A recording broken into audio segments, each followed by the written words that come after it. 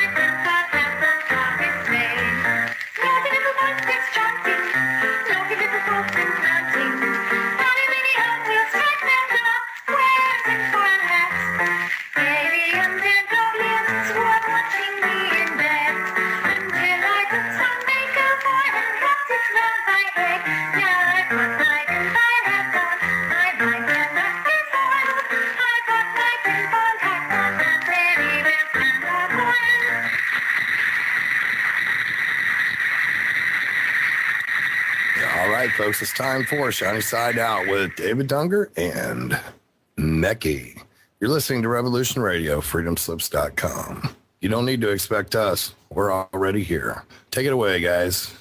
Hello, and welcome to Shiny Side Out with Dave, who might be on mute, and Mecky. We are coming to you live from the Sydney studios, and we are one piece of the puzzle on Revolution Radio on freedomslips.com. You can join us on air by joining us in the chat room. Follow us on Twitter, YouTube, and Facebook to get updates between shows. And do check out our website for up-to-date guest information, guest bios, and previous shows. The call-in number in the US is 347-688-2902, 347-688-2902.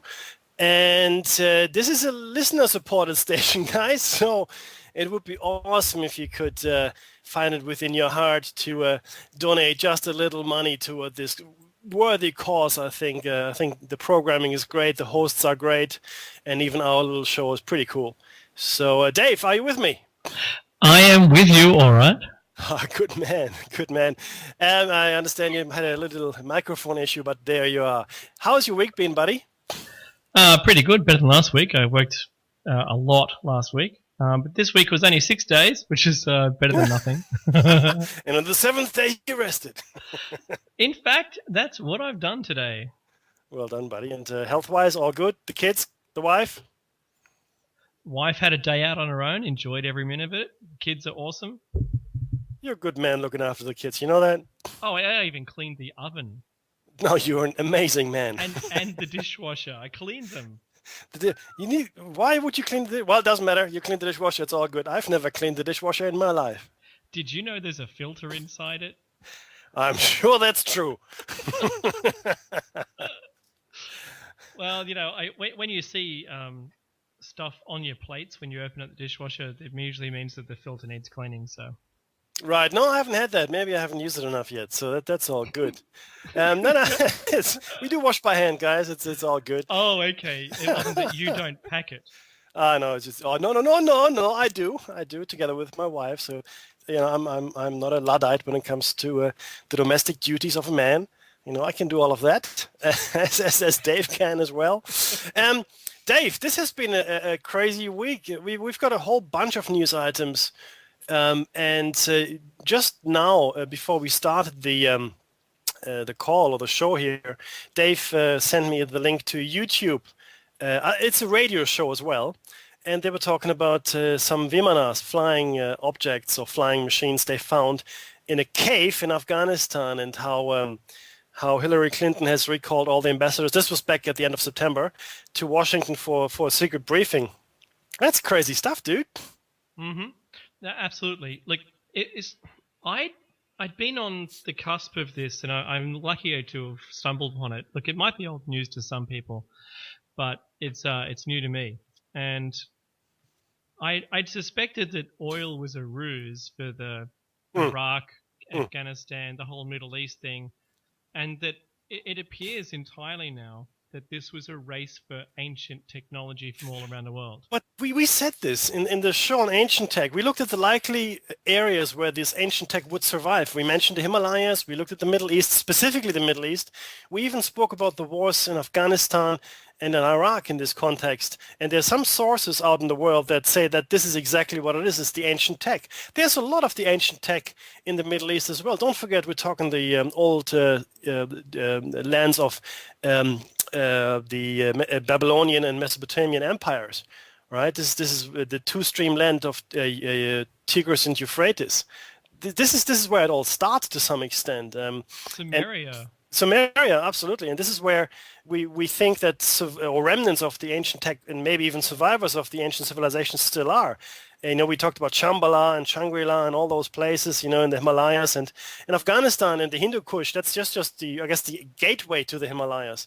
So I'm not at all surprised that there's a lot of there's a race going on. In fact, the ancient museum or the Museum of Ancient Artifacts in Baghdad was looted. And a lot of the items were stolen, even from the secret chambers underneath. And who knows what was there? I mean, it's gone now, but there's a lot of stuff that went missing. So do you remember during the Iraq War when there was a cave that had all of the tablets in it? Yep. And it was blown up by the rebels. Mm-hmm. So I remember seeing this, and historians around the world gasped at the loss of information, right? That they weren't even allowed to go into, but just the prospect of losing all that information. Yeah, and it's frightening amount, and a staggering information that's gone. However, it was documented, right, and kept quiet. The other thing was, I have to say that all around the world, those historians would have felt like Obi-Wan Kenobi when not Tatooine.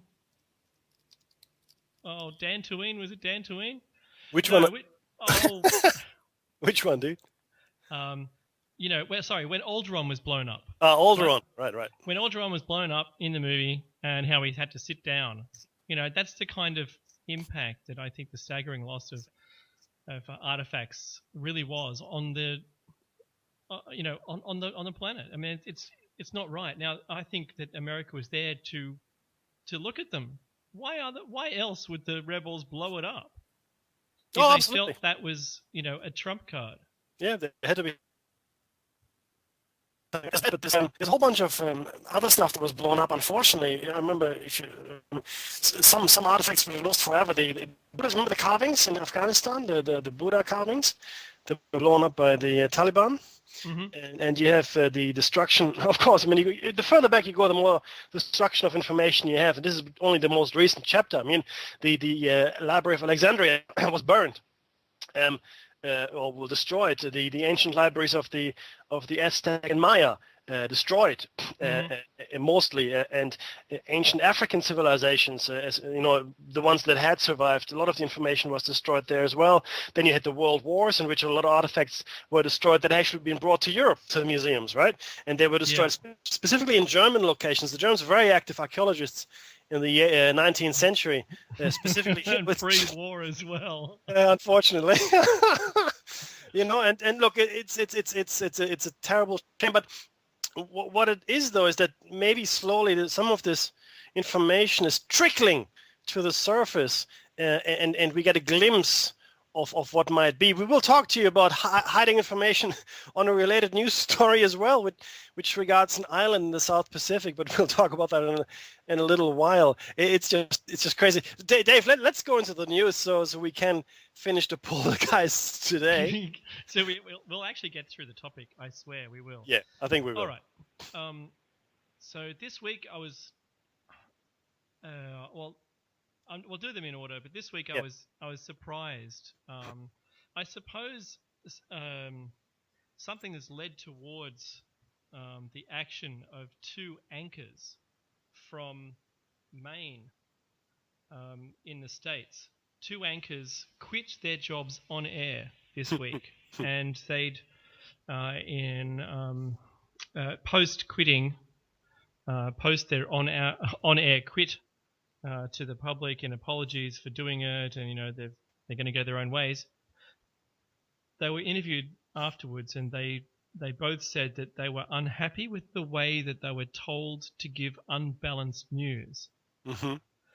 Now, if I'm a big fan of the show Newsroom. Yes, good show. It's a good show, and it's an idealistic view, nonetheless, of how media should present news, right? And I believe that is the catalyst for these people leaving, because you can take it, and they've taken it for years apparently, and done it and delivered it, and smiled, giving an unbalanced thing that they knew there was unbalanced. But now, no, they've said, no, that's it, no more political jargon, we're not doing it anymore, we're not going to be told what to say, and sorry, we're not going to toe the line. And they go, well, there's the door, and they went, fine, there's the door, we're taking it. But that's a sign of the times as well. Sorry to interrupt, Dave. It's a is. sign, Take it. It's a sign of the times, and a lot more people are becoming aware. A lot more information is being perpetrated upon us, and it's really up to us to take. Well, it's inflicted upon us, right? So and it's just a lot, especially the internet. I'm not saying the internet is full of just truth. It's not. It's there's a lot of things on there that are quite smelly, but nonetheless, there's a lot of information that is coming through that didn't before, that you would never have gotten unless you go to the special bookstores, get the special newsletters and magazine, and do all those kinds of things that would get you in the know. But that's a lot of effort. The internet has made it a lot easier to get the information out to everybody, really. I mean, this show here that you're listening to right now is listened to all over the world. We went to a website recently. Dave showed me a link, and there's a globe on that website, and there were 32,000 active connections at the time that this show was streaming all over the world. It was awesome. It was including a military ship. Yeah, I know, in the Pacific. Was it Pacific or Atlantic? Atlantic. Atlantic, right. Oh, sorry, no, Indian. I think it was Indian. Indian Ocean, right. Yeah. Oh, well, that makes sense, actually. That's amazing stuff. So the information is getting out there, and people are becoming more aware. We are getting to the awareness cascade Dave and I have spoken about at a very dangerous time in our history. Very, very dangerous. And I'm still not happy with the sequence I've worked out as to when everything is going to hit the fan. But be mindful that once we reach critical mass, and this could be within the next 12 to 15 years, maybe earlier, if I get the formula to work, and actually figure out how many people are born every day.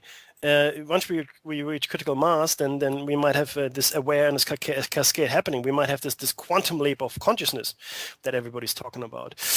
Sorry, got sidetracked. Back on track. That sounds like us. It does, doesn't it? I've just put in the chat room that Baktoon and Crazy are on the mic. So. Baktoon and Crazy. I love that. Okay, so believe it or not, there's another news item which is a little crazy. In Kentucky, which is in the United States, it's a little state in the south there, you can go to jail if you do not believe in God. So you can go to jail for a year if they find you guilty of atheism. That's a fact. That's the truth. And I don't know what else is going to come, but this smacks of Inquisition prosecution kind of stuff, don't you think, Dave? I'm just getting my posse together. Sorry, what were you talking about? Burn the pitch. It's insane. This is what the law says, okay? The safety and security of the Commonwealth cannot be achieved apart from reliance upon Almighty God as set forth in the public speeches and proclamations of American presidents, including Abraham Lincoln's historic March 30, 1863, presidential proclamation urging Americans to pray and fast during one of the most dangerous hours in American history, and the text of President John F. Kennedy's November 22nd, 1963 national security speech, which concluded, "For as was written long ago, except the Lord keep the city, the watchman waketh but in vain." All right, now... do you have a link we can post in the chat? I absolutely will, absolutely. Here you go. And you know what the thing is, though? I don't know if you know this, but the original founders of the United States, they were quite secular. Right now, I know that will probably give me a lot of hate mail, but the truth is, it was founded as a secular society, and all this in God we trust and so forth, which I'm not really against, but it came later. It came in the 19th century. Okay, the founding fathers, while they did call upon God in the Declaration of Independence, and certainly in the Bill of Rights, man was created equal and so forth. It was a secular society, and the essential point was that you could believe whatever you wanted without fearing persecution. That's why everybody went to America, because you weren't persecuted for your belief, even if you didn't have a belief, right? But that's just my little rant here, so just disregard that entirely. I've posted the link in. What's that sound I hear? Is that backpedaling? Maybe it is. Look, I just really hate persecution of any kind, right? That's just not good. Well, I mean, think about how it's changed from last week's announcement that the anti-gay laws are in. Yeah, how about that? What? I know. I was telling a lady at work about that, and she nearly had apoplexy. I mean, I love that term. But she said, well, and she came to the same realization we did. Like, look at the industries that we're going to lose. I just meant to mention that. I can't believe that you could be persecuted for not believing in any particular religion. Oh, well, look, I can believe it. I can't believe it would happen in the States, because let's face it, these very strict religious laws exist in the Middle East. In Sharia law. Typically. No, they're not in Saudi Arabia. If you insult the Prophet or whatever, they will kill you. You will be stoned to death, and that's still actually happening. So I'm just astonished it would happen in a, well, let's call it a Western society, specifically the land of the free, the United States of America. I'm flabbergasted, apoplexy, yeah, sure, I'm apoplectic. I have kittens, but it's something that, again, maybe a sign of the times.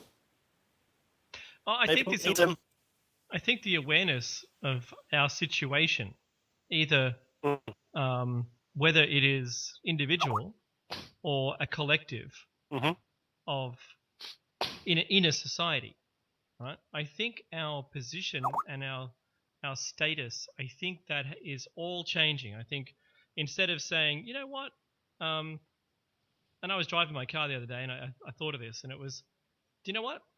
I think that we don't want to be fat and stupid. I think that, the education of the masses is the worst thing that any political party can do, right?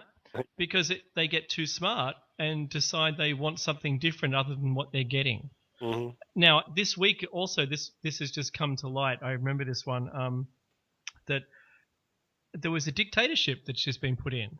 Yep. Where was that? Can you remember? Oh, dude. Was it not Lebanon? Oh, no, sorry, Egypt. It was Egypt, that's right. In Egypt. Yeah, that's right. It looks, and the guy, now it didn't smell like a dictatorship until he passed a law that said that no one can repeal his new laws. Yep. And it's the same thing Hitler did, by the way. When he came. Oh no! It is, yeah. It was called the Notstandsgesetze, which means like the emergency and security laws, which came to power, which essentially meant that whatever he passed, you could not repeal. So bad luck to you. Good for you. So there was quite a lot of opposition to that, and in fact they're calling him the Pharaoh, or a modern day Pharaoh, which is interesting in my book. Yeah. Okay. So if you look at the last 10 years, what's happened in the last 10 years, all right, in governing countries around the world, like in the governance of those countries? We're watching, the rights of the individual being dissolved, right? Police forces given more and more power, especially the riot police, military control, hang on, I'm going somewhere with this, I promise. I'm sure he is. I don't know. It's not just Fiji. It's not just Fiji that has a dictator by gun, right? Every couple of years now. We've seen socialism overturn, very liberal countries, and even some, I think what do you call them, democratic countries, in the world now. There's a big change, and you're right, Mickey. It's this global consciousness, or the shift towards believing in the greater good not the individual, not one's personal place in the society, and it's really this collective mentality. We're thinking, you know what? I think you should deal with all of us as a collective. Mm-hmm. The lot of us. Mm-hmm. That's changing all around the world, and there's the people who know it are getting in power and going, oh, okay, we'll have none of that. I'm going to be a dictator. Yep. Right? You look at Obama he was basically a lame duck, right? Trying to get stuff through and having opposition. We saw the last Labor government in Australia doing exactly the same thing. Mm. They had a very 50-50 balance, and we're requiring independence in the House and basically to get things passed, which is shaky at best. So I think we're seeing this, and it's around the world. And you know what? I like where we're going. Mm. I don't think that, just because I need to buy my flat screen and drive my car, now I can't afford the petrol, and I'm not going to update my big TV now because it's changed 50 generations since I bought it 2 years ago. Right, I think we're living in a world of dismay, and I think we have to do something about it. Hey, let's move on to the next news story. Oh, let's do it. But you're right. We are driven by consumerism these days. It's actually shocking. Right, there's actually a good news story in a way, where nature, yay, nature is providing, I guess, the blueprint for a design for a new water bottle. So this is a water bottle that will refill itself. So let's say in the desert or in the jungle or whatever, this particular water bottle, which will be coated with hydrophilic and hydrophobic substances. So it's this water-loving and water-hating chemicals, if you will. And the combination of both of those substances will allow the water bottle to refill from the atmosphere. So that's I think that's great. That's like good science. That's where science should go, right? It's I'm serious, So just as a little reminder, it's not all doom and gloom out there. People are working on things to improve this world as well, and not just waiting for the next one, as it were. Dave, I like that description. Did you know? Not only was the water bottle one of those inventions where we look to nature. Basically we're copying nature. That's not really inventing something. But, no, true. Yep. They're working it out, right? That's it. Which is awesome. But another component to that same story, if you scroll down, is an amazing energy efficiency thing, which uses the drag coefficient or the non-drag coefficient or drag assistance of the blue whale. The flippers of the blue whale. Is it a humpback or the blue? The humpback. The humpback. I think it's a humpback whale. Yeah. Okay. It has a jagged leading edge on its flippers, which is a drag assistance when it needs to propel itself, and they're using that same drag coefficient shape, which is it looks like the jagged edge of a stealth fighter shape, and that's used to improve the efficiency of the wind turbines. Yeah, I mean, the thing is this. Nature has worked on a lot. I don't care what you believe. I don't care if it was all made by someone or if it evolved or if there's a combination of the two or a third or nothing at all.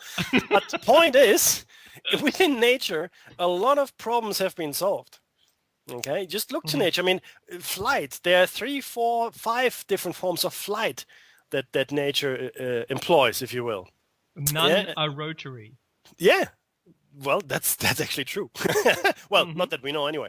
And there are a lot of other things that have been solved. I mean, limb regeneration, right? Like Dave just said, the shape of a whale, or the shape of a whale's fin, I should say, or and how it assists or disrupts drag, and how it can help to rise and get lower in the water, and it's all already worked out for us. I mean, we just have to open our eyes. And a lot of the designs that you see coming through these days are very organic, right? I don't know if you've noticed this, but a lot of the things they seem very ergonomic, and it seems to be very intuitive as well. So I think a lot of that comes from observing nature and the wind tunnel, of course. Okay, yeah. So now they can do CAD wind tunnels without having to put it into an actual wind tunnel. That's it. You notice that the car shapes are becoming more purposeful. There's not one angled surface on a car these days which doesn't look like it's melted plastic, right? that it's been designed, using industrial engineering to maximize flow. Yep. Unless you're looking at a square box on wheels, right? Where in fact it shouldn't be allowed to drive on the road. It's I think we worked it out to be the equivalent of dragging an anvil behind the car at 100, well, it's not 100 miles an hour, but like 65 miles an hour. It's equivalent of dragging an entire anvil behind the car with that much drag, with a flat surface at the back. But you notice all the cars now are becoming a little more streamlined, and the drag coefficient of the car is I forget what it is. It's 0.05 or 0.07 or something. It's really good compared to like the old Range Rovers, which were 1 point something. It's extraordinary. So think about this, that the shapes that you're seeing on the vehicles now have already been determined, because you see the same shapes, whether it's the shape of the drone, the unmanned drones, which resembles the shark shape with the plimsoll line, which is it mirrors, or some fish which mirrors the top and bottom half. And so there's a lot of stuff that you'll see, and most cars have now an organic look and feel. When you look at it, you're not turned away because it's something that's been man-made. Right? Absolutely. You look at it and there's some attraction to it. It looks like it's part of nature already. And most of the beautiful shapes that you see, like Mickey said, they're done already. Yep. All in nature. And if you look at the science fiction movies, I don't know if you're a fan or not, you see all of the alien ships and all the designs, the weapons, whatever. That goes right through to Star Trek. Not so much Star Wars, though, but Star Trek, certainly, the alien movies, now Prometheus. They're all organic. Okay, they're all organic, very fluid shapes. Which brings me to the next... sorry, go on. Nice segue. Yeah, almost. There was a crazy story. And this is probably another sign of the times, if you will, where a man, pulls a gun on another man in I guess it's a line up for a store on Black Friday, which I believe is a massive shopping day in the States. It's crazy. It's crazy. Yeah, it's not a Baktoon. It's crazy. So he apparently this man cut into line. An argument ensued. I guess a punch was thrown, and a man drew a gun at and pointed at the guy that was cutting in line. I mean, no one was shot, but I mean, first of all, why do you bring a handgun to a shop? Right, is my first question.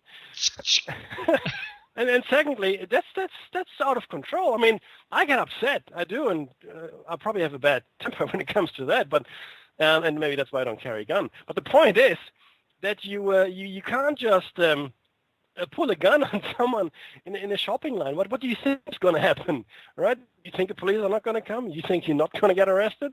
It's insane. It really is. Sorry, but it doesn't make any sense. But it's a symptom or an expression of a larger problem, where people are being driven to extreme and crazy behavior.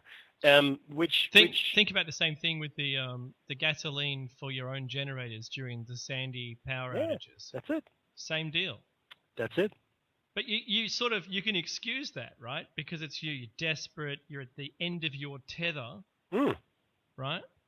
100%. But not for a sale. No. It's only stuff that you don't need to buy. Yeah, but having said that, I used to work at David Jones, which is a department store here in Australia. Oh, I remember you. Many years ago, right? In the early 90s. And during sale time, I know people left their good manners and civil behavioral modes outside the door. And little old ladies would, fight, claw at each other to get at the sales item tables. And the sales item within or on those tables, and it was pretty much everyone for themselves. And there were altercations. And now David Jones is a bit more upmarket, maybe not quite as upmarket as Harrods, but Macy's maybe, yeah. Mm-hmm. Agreed. And you wouldn't expect that kind of behavior from fairly well-to-do people. But it's just insane, and this is just the next level, I guess. you have to bring your minigun next time you go to Kmart, I guess, to make sure you have got firepower superiority. Shock and all. you want to be weaponized. Yeah, yeah. Oh, you want to be ready, baby. You get some body armor, and then all kinds of things happening there. But you spoke about Sandy, right? The storm Sandy. Yeah, you're right. The behavior there is exactly what we should not do. And interestingly enough, because this is a real segue, there's an island called the Sandy Island in the South Pacific, more specifically in the Coral Sea. That has to win the segue of the year. Yeah, how good is that? Essentially, Dave and I we mentioned we should mention this in the show. We should talk about this island, which apparently does not exist, but did exist on the maps. In fact, on Google Maps as well. If you go to Google Earth, you will still find it, and Dave will get into some more detail there. But essentially, it is just north. Oh, sorry, it's northwest of Noumea and north east of Australia. It's somewhere in the middle there. It's right smack bang in the middle of the Coral Sea, and it has existed for a long time on maps. And but it now apparently no longer exists. And the radio interview I listened to said that the ocean floor at that particular point in the ocean is 1,400 meters, which like 1.5. It's about a mile, a little bit less than a mile. Now, Dave, but there's some strange things with that, aren't there? Look, there certainly are. I'm just about to. I'll paste the link in so we can all look at it at the same time. And I really want you to know what we're looking at, right? Google, which I have to say the image is provided by the US Navy, and not surprisingly, it's been blacked out. The island has been blacked out. It's been drawn on awfully with what I can only say the equivalent of a CEO doing Photoshop work. Yeah, right? That's true. It is appalling. A kindergartner could do better work. In fact, my daughter does. A text her. And I thought, look, I'll have a look at Google Earth itself, because it's got the historical tab. You can slide back in time. And they've painted it out with the same overlay going back to the first image from 1943. Really? Yeah, absolutely. And I can't believe that they would do that to an island that existed until very recently. And in fact, if you hold the mouse over the island in Google Earth, it still says it's only minus 2 feet to 0 feet sea level. And the thing is, you can see there is a ridge on the ocean that comes close to the surface. So the ocean ridge and the coral formations to the west of it, they're still there. So the ocean floor, you look at it, unless the picture's wrong, unless the photograph is wrong, the ocean floor is not 1,400 meters deep. It is a lot less from what you look at it and you go, no, that's close to the surface, because you can see the contours, right? Yeah, well, that's what you think you can see. Well, you think so.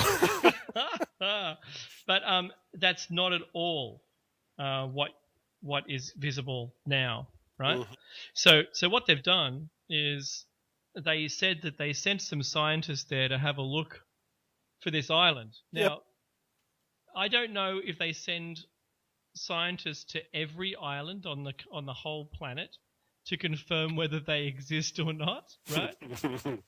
But they certainly did send one to this island, and they said that they couldn't see it anymore. It was gone. Now, these scientists, in all of their wisdom, may have been at a different point in the ocean, right? They may not have been at that geologic, that attitude, right? Well, it's quite possible, because if they were there, they would have noticed that the sea floor was 0 feet deep. Yeah. The water-penetrating radar that Google has mapped the seafloor with shows quite conclusively that there's an island there, right? And I was all day today I was trying to find the Captain Cook maps of the area, because he noted every island. Also, the Polynesians had the best map at the time. More than 200 years ago, they had the best map at the time. They knew every island, and it was there. I remember seeing this stuff. And I'm just trying to dig it up and see what I can find. But It was there, and now it isn't. Now, In fact, sorry. In fact, if anyone out there has that information or has a map or referring to Sandy Island, please send it to us. shinysideoutrr@gmail.com, please. So it really leads to two conclusions. One, and I'm basing my conclusion on the fact that they've used a black text or equivalent in Photoshop and blanked it out. Right? It's the US Navy supplied image too, by the way. So there's either two things that have occurred. The scientists are lying, and there is in fact an island there and it has a military base on it or something. In the past, we've seen that, they've just photoshopped ocean over stuff before, right? No surprise there. I've seen the wake from a ship and got to the exact peak or the pinnacle of the wake, and there's nothing there, and it's just blanked out, blank ocean. Right? I've seen that. These are all part of the, Google tours of the Earth and stuff, and people have found these interesting artifacts. Right? So, number one, it's a secret military base, right? Just like the secret British Indian Ocean Territory. Type that in to Google Maps and have a look at a B-52 base in the middle of the Indian Ocean with B-52s on it. A number of them. I've seen it myself, so this is not a word of a lie here. So you can't type Sandy Island anymore because they've deleted it. But now it's just a black blob, right? So the only other plausible reason is that in fact it has just gone underwater because it was called Sandy Island. It was only like a foot over the sea level before. Maybe the sea level's risen enough for it to be submerged now. We know that there are many Pacific islands that are having trouble because the sea is encroaching upon their land. Absolutely. But think about it this way as well. So these are the two explanations which I agree with as well. Now, but it was a very rushed job to make whatever it is disappear. It wasn't done. It wasn't done very well. I'm sorry, right? It looks like black texture. It really does. You look at it looks like someone put black crayon and started coloring over it, and not looking at the outlines. And they left some of the lighter colored water in the area protruding from this black blob. So it was a rushed job. That's a fact. Now. And they're saying it's 1,400 meters deep now. So it's not possible that the ocean floor, they say, can fall that much in such a short time. And I would agree. There would have been a massive event, a massive tsunami, underwater quake, something. Especially there because it's so close to Australia. There should have been a massive tsunami coming our way if in fact the ocean floor had dropped 1,400 meters. So the question is, you would have noticed. Someone would have noticed. We would have gone, hey, something's going on. I'm wet, and I'm 50 miles from the sea. But the thing is, this is the story. The story came through. We followed it. We looked at it, and we just don't have a reasonable explanation as to what it all means and how it hangs together. If anybody out there has got a good idea as to what is going on, or maybe we got it all wrong, please let us know. It's just very, very, very strange. Now, I listened to the radio interview with this chief scientist, a lady, I forget the name now, on it, and she said all of these things. In fact, what she said is they expected the island not to be there, which I find interesting. But be that as it may, I just don't know what's going on there. Okay, so just for Meki's sake, I'm showing the actual clip that I've got from Google Maps. Even it's the tilted map view. I can't paste this into the chat or do anything like that, unfortunately, unless I can. Maybe I can. Nope. I'll see what I can do, yeah? Mm-hmm. I'll see if I can quickly put it up during the show. Maybe I can add something on our website or something, okay? Or I'll just put it on Photo Bucket or something. Let's have a look at it, yeah. Okay, so there's one more news item we want to share with you guys, which is, I think this is your news item as well. NASA is not sharing historic find on Mars with us. Yeah. Yep. I thought you might have run with it because I sort of took this one a bit, the last one a bit. Because I'm not too familiar. Okay, sure. So what it is that basically NASA, that says data from a sample of Martian dirt could be earth-shattering, but the space agency is taking time to check its work. So it sounds like they're double-checking. This is from news.cnet.com. Basically, it seems like the Curiosity rover has found something exciting or nerd-tastic on Mars, but the space agency scientists are holding back for now, despite how painful it appears to be for them. Right? So, you know, imagine, Mekki, you and I have something, I don't know, unbelievable we want to bring out. Like every week? Yeah, but we can't. Right. We're sitting on it. If I had to sit on my hands and I'd tell everyone now because I was so excited we found something, you know, I doubt, to be honest, it's going to be a carving. I doubt that the rover fell into a shopping centre, an underground shopping centre, and there's people. Right? I doubt it's going to be anything interesting other than, you know what? We actually found microbial life. Yeah. Alive, or in our little, you know, maybe they dug some dirt up and gave it some warm temperature and some water, and it came to life. I don't know. And that news story just broke. This is a November 21st news story, isn't it? Mm-hmm. Yeah, absolutely. So what is it? I at the moment, the smart money is on that it's life on Mars. Mm-hmm. That's what it's going to be. Mm-hmm. So yeah, that's what I think we're all betting on. I think we're betting on the fact that it's going to be some kind of, yes, there is in fact life on Mars, but it's microbial and good luck.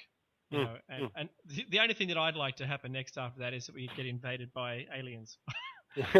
Oh man, they're not like alien attack. Hot dog. Stop digging up our dirt. Yeah, that's right. Up our dirt. Stop it. Oh. It's ours. And that actually brings us to the end of the news segment, which took a while today. But like I said, guys, there was a lot of information in the news this week. Strange stuff, wonderful stuff, uplifting stuff, frightening stuff, and certainly thought-provoking stuff. And so we're looking for this missing island, guys. If we can find that, be good. But let's get cracking on the actual meat of the show, which is ghosts. And today we're going to talk about poltergeists largely. But just a quick recap. In traditional belief, a ghost is the soul or spirit of a deceased person, and that can appear in visible forms or other manifestations to us, the living. And the descriptions have of these ghosts vary widely and wildly from culture to culture and from person to person. Up from a misty kind of appearance up to lifelike versions of their former selves. And then, they also got the deliberate attempts to contact these spirits, which is known as a seance, where you sit around the table and hold hands and hope the dead will speak to you. The belief is widespread. In fact, it's across all cultures in the world. Interestingly enough, and this is something that came up in the research that Dave and I did, the Day of the Dead in all cultures that we surveyed, the Chinese, the ancient South American, as well as the modern Christian, or Western, if you will, they all celebrate the Day of the Dead around the same time, which is October, November. Okay, that they are all celebrated at that time. So Halloween, Hallowmas, all those things. The Day of the Dead in Mexico, which goes back to a much older Aztec festival in the same area. The Ghost Festival of the Chinese, which is held on the 15th night of the 7th lunar month, which also happens to be around October, November, or the end of October, November for our calendar, the Gregorian calendar. So that was very interesting to Dave and I to find that the Day of the Dead is celebrated at the same time. And another interesting component is that all cultures that we surveyed believe that the dead can actually visit the earth. So there's a door, a door, gateway, something, whatever, that opens at that particular time that allows the spirits of the departed to visit us here in the mortal realm and to people that believe that, certainly people that celebrate these festivals, try to appease them with food and drink and other offerings. So food is usually laid out. It's very, very interesting that this is from cultures that are really not connected in any which way that we can see, and certainly traditionally, or speaking in traditional historical context, they're not meant to be connected. But having the same date or the same time frame to celebrate the same festival with the same beliefs in the same way, to me speaks of certainly either a fundamental truth, right, that we're observing here, a fundamental truth, just like I guess the summer solstice, winter solstice, right, or an ancient culture that connected all of these separate parts of the world, which had that belief system, and some of these beliefs obviously survived until today. So these are the two possibilities here. There's really not much else, because they go back too far in history to be otherwise connected. Right. So we spoke about the Ghost Festival. We spoke about All Souls Day, Day of the Dead, and then there's also I guess something that is called a haunting. Now, a haunted house, haunted castle, haunted subway stations, that's usually a place that is associated with paranormal or ghost activity. So that we call that area haunted. However, not all hauntings are related to a physical or geographic place, but rather to a person. So when you talk about the poltergeist phenomenon, for instance, you talk about a person usually, not always, that is haunted. Certainly some places are also haunted in a poltergeist fashion, but it's more common for a person to be haunted. And we also discussed briefly pareidolia, which is our innate tendency to recognize patterns in random perceptions, right? A cloud looks like a rabbit. Correct. A rock looks like something else, but we always try to find meaning in apparently random visual representations. Apparently that goes for hearing as well. I didn't know that. I learned that last week. And some experts believe, or skeptics, I guess, more than experts, that is the main cause for what people describe as ghosts. I disagree with that, because I've seen some of the pictures, some of the videos, and unless somebody spent a lot of time hoaxing me, then I think head off to you. Unless they did that, there must be something more to it, because it's not pareidolia when you see a person in a photograph. You can look at the photo. It's pareidolia when you see something in a corn chip. Yes, that's right. Or maybe you see the Virgin Mary and the baby in a taco, right? That's pareidolia. Okay, so I'm not saying there's no more Virgin Mary and Jesus in a taco, but it's very likely there isn't. So that's my 2 cents on that. But you could sell it on eBay for heaps. You could, indeed. Absolutely. Dave and I, that's our sideline, by the way. No, it's not true. That's not true at all. So not true. So let's talk about the poltergeist phenomena. Now, something to the show notes again. Last week's show notes and this week's show notes contain a lot of links and a lot of pictures that I've sourced on the internet, and that Dave and I put together for this particular show segment. I do urge you to look at them. We will describe them in the second half of the show, but it's a lot better if you actually get to see them. So as we speak, we will post links in, but do go to the show notes where we've actually put the pictures in. So, poltergeist phenomena. In folklore and in the paranormal, a poltergeist is the apparent manifestation of an imperceptible but noisy, disruptive, or destructive entity.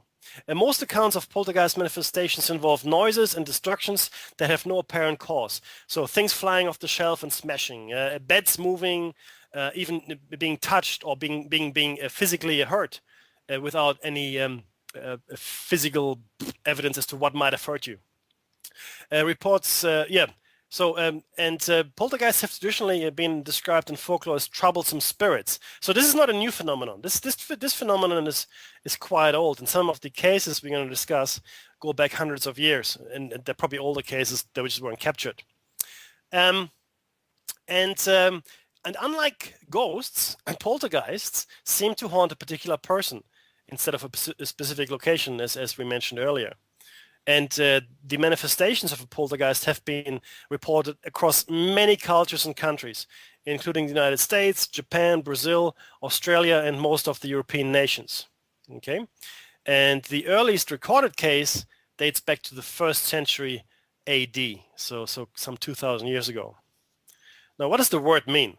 Etymology, right? So the word poltergeist comes from the German words poltern, to make noise, and Geist, which means ghost or spirit, and the term itself literally means a noisy ghost. That's true. I speak German. That's actually a fact.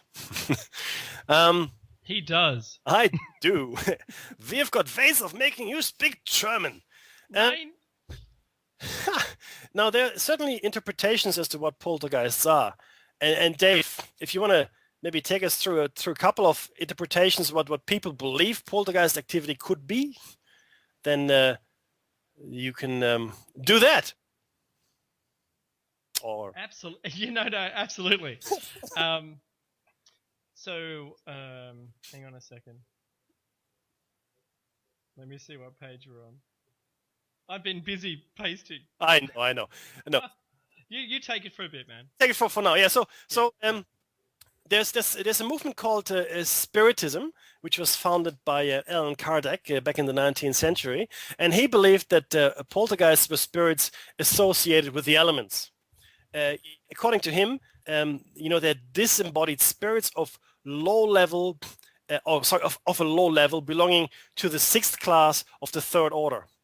Right? Now, if you want to know more about Spiritism, please go ahead. And there's a whole classification of spirits, nature spirits, human spirits, and other spirits that these people believe inhabit the world. It's a very, very interesting philosophy, I guess. And these poltergeists, as I said, are believed to be closely associated with the elements, which are fire, air, water, and earth. And so that's the Spiritists' approach. Interestingly, the most common explanation in parapsychology is psychokinesis. Okay, Nandor Fodor, a parapsychologist, proposed that the poltergeist disturbances were caused by human agents suffering from some form of emotional stress or tension. So it's actually the person themselves that causes it. And William G. Roll apparently studied 116 different cases and found that the agents were often children or teenagers, and supposed that recurrent neuronal discharges resulting in epileptic symptoms may cause recurrent spontaneous psychokinesis, which would affect the person's surrounding. In itself, an amazing phenomenon, right? Agreed. Well, I mean, if you can affect something with your mind, that's. I mean, I don't really care what the final explanation for the poltergeist phenomenon is. Maybe it's a combination of different things. Certainly there are hoaxes. So the parapsychologists believe it's not actually a ghost or an entity from the beyond as such, but rather a young child, usually a young child or teenager, and usually a girl, but not always, that causes these manifestations to occur. Some believe it's actually ADHD that makes them hoax these kinds of things, so they pretend there's a poltergeist. But this is quite different. Here, these parapsychologists believe that these children, I guess, subconsciously cause these manifestations. There are others as well. Dave, if you want to take us through some of the others, I don't even know what page you're on. I'm sorry. That's all right, dude. So attempts have been made to explain the poltergeist disturbances that have not been traced to fraud. So obviously, the biggest explanation that is put out there, it's fraud, it's a hoax, it's someone made it up, for gain. And we're going to talk about the most famous hoax case, which in my opinion may actually be a hoax, which is the Amityville Horror hoax, in a little while. The psychical investigator Guy William Lambert proposed a geophysical explanation for poltergeist activity, which results from the activity of underground water and other factors. So it's some kind of, not magnetism, but it's certainly it's some kind of earth explanation, some kind of earth forces which cause things to move around, like subterranean rivers, tidal patterns, geological factors, and shifts in the house foundation, and climate change as well, believe it or not. his theory was that an underground watercourse may flow under haunted locations, and that after heavy rainfall, the stream could cause structural movement of the property, possibly causing the house to vibrate and move objects. Yeah, look, possibly, sure. I'm sure that's an explanation for some of these events. Not so likely if there's no underwater watercourse, also underground watercourse near you or under you. But certainly interesting explanation. Dr. David Turner, a retired physical chemist, suggested that ball lightning, another phenomenon, could cause inanimate objects to move erratically. Now, ball lightning in itself is very, very interesting. I don't know if you're familiar with the phenomenon, but it literally is a ball of plasma, I guess, that strikes a house or a room and moves around inside the location quite erratically until it extinguishes itself, I guess. But it's not quite. We don't quite know what causes ball lightning yet either. Okay, it's another phenomenon which is under investigation, I think, at this stage, and we may yet talk about it in future shows. And parapsychologist William G. Roll reported on the case of a woman that experienced paranormal phenomena after suffering a head injury. Right now, we can imagine what he thinks the explanation is. So essentially, she exhibited a chronic electrical anomaly over the right temporoinsular region. The rotation of a small pinwheel near her while she concentrated upon it was associated with increased coherence between the left and right temporal lobes and concurrent activation of the prefrontal region. Okay? The occurrence of the unusual phenomena and marked sadness, which she experienced, was associated with increased geomagnetic activity. She reported a similar mood when these variations were simulated experimentally. So she moved objects, or objects were moved, right? But apparently it was a brain injury that caused her to be able to do that. Very interesting, I think. So apparently measurements that were taken suggest that people display that these experiences and possible anomalous energies can be viewed clinically and can potentially be treated. All right. So previous work by Roll and Persinger, in fact, in 2001, suggests that individuals who experience these anomalous energies around them might have complex partial epilepsy with the temporal lobe focus usually on the right side. Okay, so Michael Persinger has also theorized that seismic activity could cause poltergeist phenomena.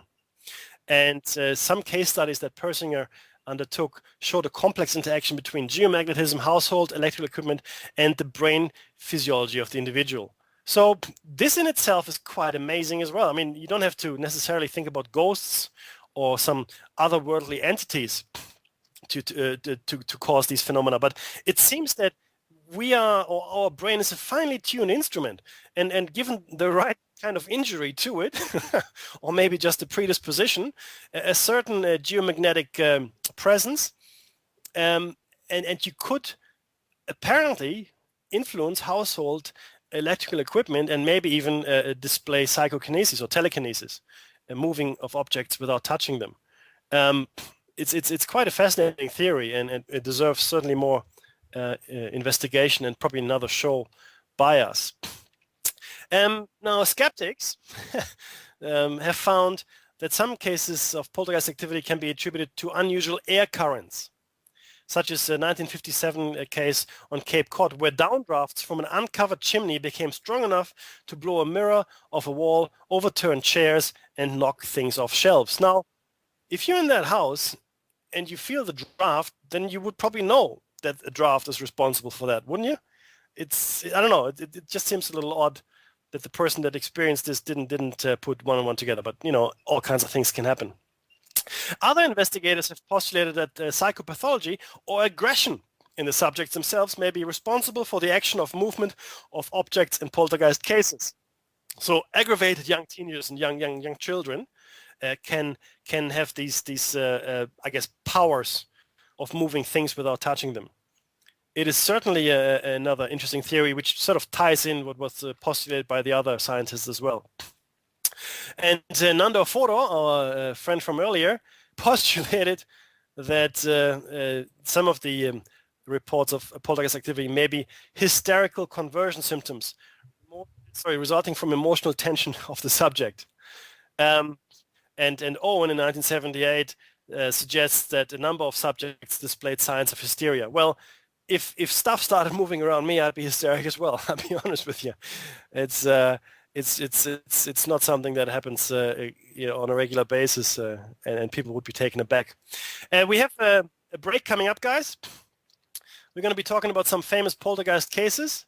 We're going to talk about something that may very well be a hoax, the Amityville Horror, and we will also describe some of the pictures that are floating around the internet. Fascinating pictures, I say. That you should take a look at yourself. But yeah, don't go away. Do remember this is a listener-supported radio station, freedomslips.com on Revolution Radio, and we are grateful for any and all donations that are made to this station. There are a whole bunch of other hosts and shows available to listen to. You can certainly go to YouTube, but if you have a couple of spare bucks to shoot station. And don't forget, while you're on or afterwards, go to www.shinysideout.net.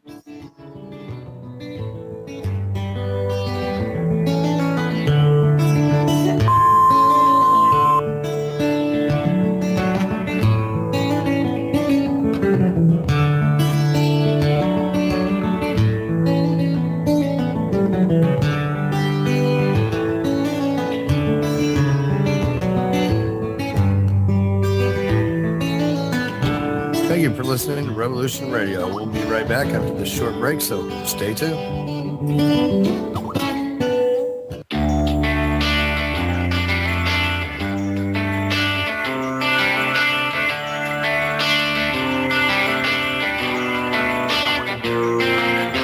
This is Thomas, a.k.a. a Mad Painter. I'd like you to join me Monday nights, 10 p.m. Eastern Standard Time. Bring open mind. That's what I said, right? Bring an open mind to an open canvas. Again, that is Monday nights, 10 p.m. Eastern. UFOs to government corruption. This is Revolution Radio, freedomslips.com. You don't need to expect us. We're already here.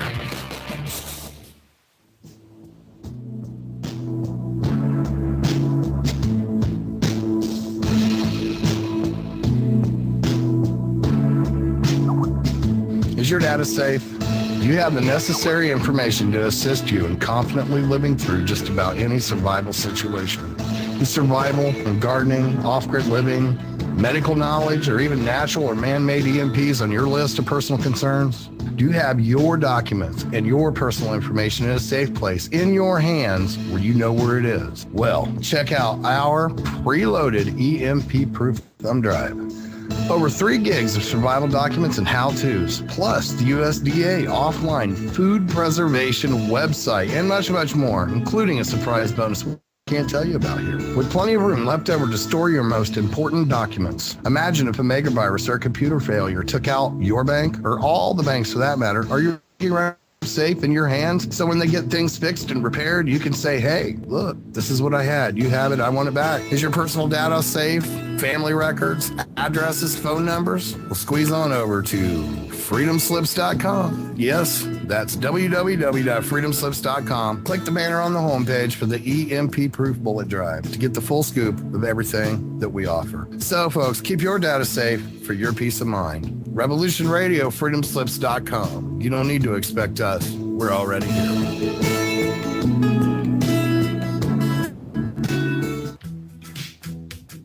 Intuitive improvisation is the secret of genius. I want to break free.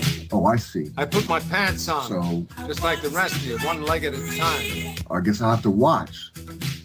Guess what? I got a fever, and the only prescription is more vodka. Uh-huh. I turn cities into salt. Oh, okay. You gotta come work for me. Right. Uh-huh. I could get you in now. You love it. Nobody tells you when to go to bed. You want to call in? Sure. All day, all night. If you want to fight or you got something more important, You eat all the ice cream you want. I'll take that too. You're talking to me all wrong. It's the wrong I'm tone. not adding all these people. I don't know all these people. So, oh, I see. Right. Uh-huh. Yeah, I'm challenged. Changing reality. The Hijacker. Monday through Friday, 4 p.m. Eastern. All right. Thanks for listening while we take that short break here at Revolution Radio, freedomslips.com. And now we're going to get back to your host.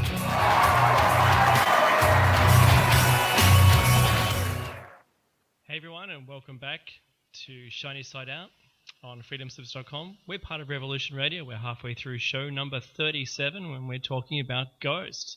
This is part 2. This is listener funded radio, so please go to freedomslips.com and push the donate button if you like what you see and hear. Don't forget, the seeing is in the chat room, the hearing is us right now. Awesome. Oh, and don't forget to check out www.shinysideout.net. Anyway, we're through the ghosts at the moment, and we're talking about famous poltergeist cases. So in Lithobolia, in 1698, that's some time ago, Lithobolia, or the stone-throwing devil. Sorry, it wasn't in Lithobolia. This is the case name. Is that right, Meki? Yep. I'll just go with that. Yes. It's the stone-throwing devil. It's a pamphlet that records poltergeist activity that allegedly took place in the Tavern of George and Alice Walton in 1682. 2 copies of the pamphlet exist in the British Museum. So we're talking that was kept because it was an important thing and it's on show for everybody. The Waltons Tavern was located in Newcastle, New Hampshire, then known as the Great Island. Lithobolia was written by R.C. Richard Chamberlain, the Secretary of the Colony of New Hampshire in 1666. Chamberlain was boarding at the Walton Tavern and witnessed the attack. The pamphlet was later printed in London by Chamberlain in 1698. Now, the opening of the pamphlet, it reads, Lithobolia, or stone-throwing devil, being an exact and true account, by way of journal, of the various actions of infernal spirits or devils incarnate, witches, or both, and the great disturbance and amazement they gave to George Walton's family at a place called the Great Island in the country of New Hampshire in New England, chiefly in throwing about by an invisible hand stones, bricks, and brick bats of all sizes, with several other things as hammers, mauls, iron crows, spits, and other utensils. No, don't forget, these are all things you would find around in old buildings, old castles, hammers, mauls. And anyway, so I go back to the story. It says, as came into their hellish minds. So whatever the stone-throwing devil thought about doing, it was their whim that they picked up something and threw it. I think that's what he's suggesting. And this for space of a quarter of a year. Now, that's an amazing tale. So about 3 months, anyone who visited would come across this stone-throwing devil. Do you want to do the next one, Mikey, or just one at a time? Yeah, sure. So the next one is actually the Bell Witch. This is probably the most famous one Americans know about. Movies have been made about this particular phenomenon. In fact, it was the Blair Witch film. I don't know if you're familiar with this. It was sort of a documentary type movie, which is based on the Bell Witch phenomenon. John Bell Sr., who was a farmer, lived in Adams in Tennessee in the early 1900s with his family. And in 1817, his family allegedly came under attack by a witch or ghost of a witch. And various accounts were written afterwards that tell similar stories of this particular poltergeist legend. It began with noises in the walls and grew to include unusual sounds, people being slapped and pinched, so it's like a physical attack on human beings, objects being thrown, and spooked animals that were spooked without any apparent reason. In 1894, so some 80 years afterwards, a book which was called An Authenticated History of the Bell Witch, which was authored by Martin Van Buren Ingram, claims that the poltergeist's name was Kate, and that she frequently cursed the Bell family out loud. So she was cursing them with swear words and such. The activity centered around the Bell's youngest daughter, Betsy, and worsened after she became engaged to one Joshua Gardner. So again, we have this phenomenon of a young child, in this case a daughter, a girl, and later on a young teenager. She became engaged to Joshua Gardner at the center of this activity. Again, we don't know exactly what happened, and some people believe we can't believe it because it's only anecdotal and it's too old and these people don't know what they're doing. And it's the same skeptical denial that we've come across with a lot of similar or even unrelated phenomena, where the prime argument against any of this is, you can't really gather any empirical evidence, it's all anecdotal, blah, blah, blah. It becomes boring after a while. So several accounts report that during his military career, Andrew Jackson was intrigued with the story and was frightened away after traveling to investigate. That cannot be verified. Some researchers have tried this, but Andrew Jackson's whereabouts at that time in 1817, 1818, 1819 is quite well known, and no one has been able to pinpoint when or even if Andrew Jackson did indeed visit the Bell or the Bell farm in Tennessee, if he was even in Adams in Tennessee at that time. Other stories relate that the family was haunted by scratching noises outside the door after Bell found a half dog, half rabbit creature, which brings to mind the chupacabra. But that's something very odd. Some stories end up with Bell being poisoned by the witch, but accounts vary about the witch being someone who had been cheated by Bell or a male slave whom Bell had killed. So again, it happened in 1817, but it was written down for the first time in 1894. So quite a bit of time had passed. Things might have become, I guess, folklore and become distorted. But we know for a fact that something did happen or did occur, and it did live on long enough to be put into book form some 80 years later. Whether or not Andrew Jackson was associated with it, we don't know, but it certainly has inspired modern day movies and modern day myths and legend. As I said, the most famous of which being the Blair Witch movie. Right. Oh, that's awesome. Okay, so next we have the Borley Rectory from 1937. William Roll, Hans Bender, no relation to the famous metal robot, and Harry Price are perhaps three of the most famous poltergeist investigators in the annals of parapsychology. Now, what did you mean citation needed? Oh, no, don't worry about that. Okay. Don't read the director's comments. Blushing. Harry Price investigated Borley Rectory, which was often called the most haunted house in England.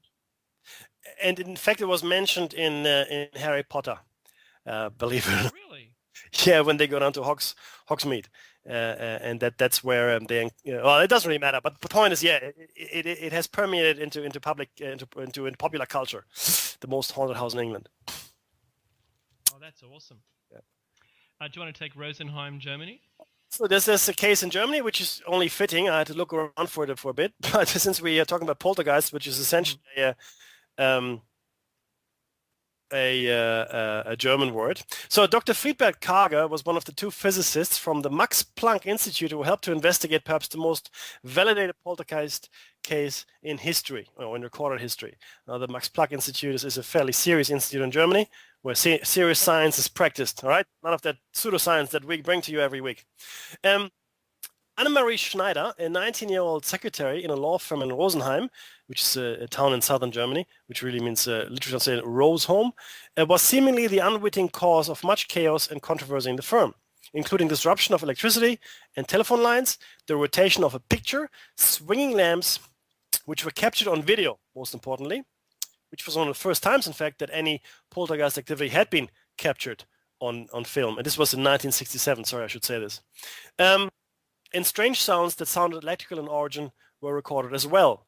Okay, so again, it's centered around a person, Annemarie Schneider, a young teenage girl that worked there, and she was the center of these disturbances. So either again, she was the the cause, right? Like we talked about the psychokinesis component of this, or it was whatever spirit was there focused their attention on her for whatever reason.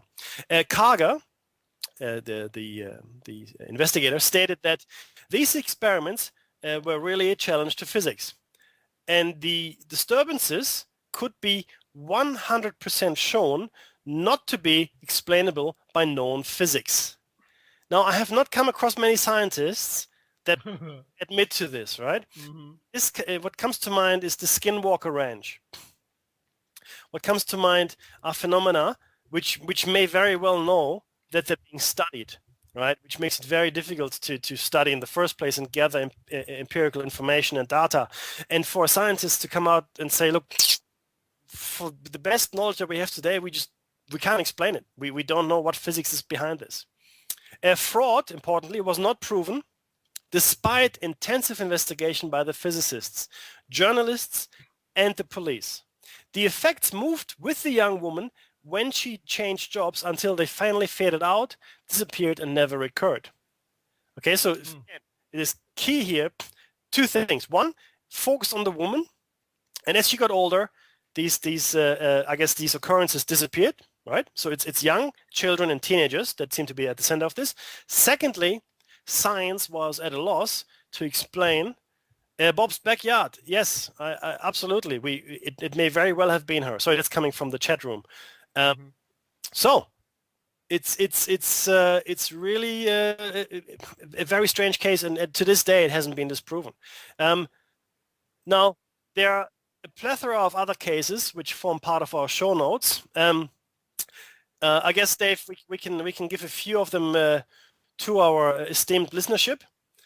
Yeah, absolutely. Like, I'd love to be able to read through them. So Meki's done an awesome job as always, doing the show notes, and I could only dream of doing them as well. The Black Monk of Pontefract. That's what I said. The Enfield Poltergeist from 1977. Drummer of Tedworth. That sounds so intriguing, that one, from 1662. There was a poltergeist in Japan from 1740 during the Edo period. Izo Otaki, a clerk of court, reported that after his father hired a girl from a village nearby, I'm not going to dare pronounce it, as a domestic servant, objects in the house and in the yard began moving by themselves. The phenomenon continued for several days until the girl was dismissed. There's another sign. Yep, again. So they followed her around. Yeah, absolutely. The Wizard Livingston in Virginia in 1797. The Bell Witch, which we've talked about already, from 1817 to 1872. That's a long time. That's it's like something gets stuck to you. Mm-hmm. Someone gets stuck to you. Is that the best way of describing it, Meki, for you? I think so. Yeah. Look, either like the two explanations, we can talk about that a bit more later, I guess. But either it is in fact an entity of some sort that focuses itself on the young boy or girl, or it is in fact the young boy or girl themselves that cause these phenomena. Yeah, that's right. And unwittingly use telekinesis themselves. Yeah. So, look, it goes on. You're going to have to check out the show notes, guys. You have to go to our website and check this out when we post it. It'll probably be posted when the show finishes tonight. Let's say very quickly, this is important. All of this information largely comes from the internet. Some cross-checking with publications and so forth. The internet is a fantastic tool. We didn't make up any of this. Certainly, our opinions are our own. Interpretation we give you our own. But the information itself is there for you to double check on. Easy to obtain. If you got a search engine, just have a look. It's very and in fact the show notes contain all of the links we use for this. Okay, we're not taking any original credit for any of the content. We just I guess we're just collating it for your easy consumption. Exactly, and I think that's important for everyone to realize. I'll let us go through, because I want to try and get through as much as we can today. So Meki, can you talk about the hoaxes? Yeah. Okay. Now, of course, hoaxes do happen, and it's unfortunate, but whenever you've got paranormal phenomena or crypto zoological creatures or anything of that nature that Dave and I talk about in our shows, there are also people that either due to greed or attention seeking, or even maybe just to spread misinformation into the community, hoax or lie or defraud the general public. And we spoke about, even sometimes it's just a misperception. You know, we spoke about the picnic at Hanging Rock. A lot of people believe that that's real, but in fact it's not. It's just a story from a novel. And we mentioned it in a show. I think we talked about when we talked about the dimensional travel some time ago. And it seems here that one of the most famous of all hauntings, which was made into a very successful horror movie, is in fact the Amityville horror. The Amityville murders that happened in 1974. So it appears that in 1974, in November, the DeFeo family were killed by Ronald DeFeo, whose nickname, unfortunately or fortunately, was Butch. He murdered his parents with a high-powered rifle. So he went from bedroom to bedroom, and one by one, he killed each of them as they slept, and that began essentially this tale of terror, which has visited us in the form of a very, I guess it's quite a scary movie. I don't know if you've seen it, Dave. Have you seen the movie Amityville Horror? Yeah, entirely. Yeah, and in fact, the house that is featured in the movie, while it might not be the actual house, looks exactly like the house in Amityville where it actually happened. So how did it all begin then? I mean, this happened in 1974. So what happened afterwards? The tragedy made very terrible, obviously, local news, but few outside of New York ever heard about the house until some time later. So, you know, it made, of course, locally, if a family is murdered by the son, that makes for a pretty good copy on a local newspaper. But it didn't go much further. What happened, though, a young couple by the name of George and Kathy Lutz moved into the house on December 18, 1975, so about a year after the events. And they paid $80,000 for it. Now, I can only imagine that is a very low price back then. Mm-hmm. And they also had 3 children with them from Kathy's previous marriage. So 5 people moved into the house. And they later claimed that their dream home became a nightmare. And the story, the Amityville horror story, grew from news reports and newspaper articles to books and magazines and television, and internationally even renowned, based on the account that the Lutz couple would give of the events that were taking place. Okay? And the most, I guess the most chilling fact and the success of the book and the movie was that it was absolutely true, or it was allegedly true. One of the paranormal investigators from New York was Dr. Stephen Kaplan. George Lutz had approached him on February 16, 1976, so a very short time after they had moved in, about conducting an investigation of the house that they lived in. And this was shortly before Lutz turned to the Warrens instead. Now, the Warrens were the parapsychological investigators that really gave a lot of credence to the story and publicized it and essentially lent it, authenticity, if you will. At the time, Kaplan was the executive director of the Parapsychological Institute of America, which is based in Long Island, and he was a frequent guest on the popular WBAB radio show Spectrum with Joel Martin. What happened was that he received a phone call from Lutz and wanted the society to investigate the house for supernatural activity. Lutz wanted that, I should say. And he asked about a fee for the group's services, and Kaplan told him that they did not charge for the investigation, but if the story is a hoax, the public will know. So, again, there's no money motive here for the Institute of Parapsychology of America, but rather, just a truth-finding mission. Again, it's refreshing to see scientists doing that. It's really great. Now, Kaplan, in the course of investigation, his investigation discovered that the Amityville horror was pure invention. These are the things he found. In 1979, attorney William Weber confessed to his part in the hoax during a paranormal radio show hosted by author Joel Martin. Weber admitted that he and George Lutz had concocted the story of the haunting over a few bottles of wine. Weber's motive, and this is important, was to get a new trial for DeFeo, using a devil-made-him-do-it defense. Okay, so Weber is the defense attorney for the son that wiped out his entire family. According to Weber, Lutz merely wanted to get out from under a mortgage that he couldn't afford. His business was in trouble and he needed a scheme to bail him out. Weber later filed a $2 million lawsuit against the Lutzes, charging them with reneging on their book deal. Okay? So it seems to be a financial motive that was at the core of this particular hoax. Now there's more. He found ample proof. He gained access to the house, that's Kaplan, on many occasions, and found that the so-called Red Room, where the book claimed occult ceremonies took place, was nothing more than a small pipe well that gave access to them if they needed to be repaired. So it's just like a little access room. And no demonic face had ever appeared on the bricks inside of the fireplace. He also noted that the original front door of the house, blown off its hinges in the book, was still in place and intact. In fact, the extensive damage to doors and windows that was recounted in the book never happened at all. All of the hardware, hinges, locks, and doorknobs were still in place, and there were no disturbances to the paint or the varnish. In addition, Kaplan found a writer for the local newspaper that had also been suspicious of the story. After some searching, the columnist discovered that the Lutzes had returned the day after fleeing from the house to hold a garage sale. Right. He also charged that during the 28-day nightmare, never once had they called the police for assistance.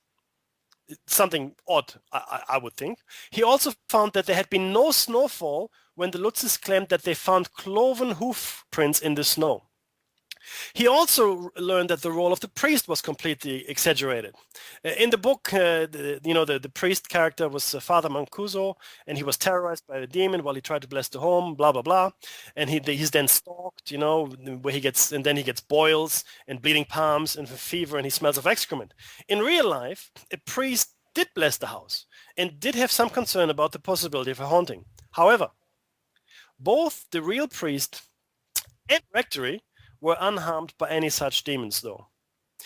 More recently, author Rick Ozuna has stated that George Lutz, now divorced from his wife and criticized by his former stepsons, informed him that, and this is a quote, setting the record straight is not as important as making money of fictional sequels. All right? Jim and Barbara Cromartie, who later moved into the house, also maintained that it was not haunted. So these are people that moved into the house after the Lutzes. Because of the problems they had experienced with the Curiosity Seekers, they sued the hardcover and paperback publishers of the Amityville Horror, as well as Jay Anson and George and Kathy Lutz. They stated that the entire case had been a put-on from the beginning and had blighted their lives. The suit was later settled with the new occupants for an undisclosed amount. Okay, so sorry guys, Amityville looks like a hoax. It did not happen. Yeah, right, and we need to bring that to you as well. I mean, Dave and I, that poster, I want to believe, Fox Mulder, that's us. Okay, we want to believe, we really do. But we're not going to try to solve a puzzle like Homer Simpson does, Fit, damn you, fit. It just doesn't work that way. We need to follow the truth. We do try to do as much research as we can and bring you, hopefully, a more or less balanced perspective. I know that we're biased. I get that. And I also know that we give the skeptics a hard time. But that's because they came up, they come up rather with the same explanations over and over again, for disparate phenomena. It's all anecdotal, or we can't really believe it because these people don't really know what they're talking about because they're not experts. They're not experts, they really, and this is interesting though, because the thing is this, and this is important. Dave just earlier read out an extract from the Lithobolia pamphlet, and this is what it said. Being an exact and true account by way of journal of the various actions of infernal spirits, blah, blah, blah, blah, blah, right? Now, this is the thing. These people, They were people like you and I, all right, and for the most part probably well-intentioned. And when they said it's a true and exact account, then that's probably true, because all they had more or less was their word, and they had nothing to gain by being called a liar, because that pretty much destroyed your reputation. The same goes for ancient archaeology. It goes for the finds that were made in the 19th century and further back, when you have got notarized statements and affidavits swearing to the truth of a certain event or a certain find or a certain occurrence. Right? We can't just go around and dismiss these people out of hand every time whatever they report doesn't fit in with our belief systems, right? People say there's more between heaven and earth than our school wisdom has taught us.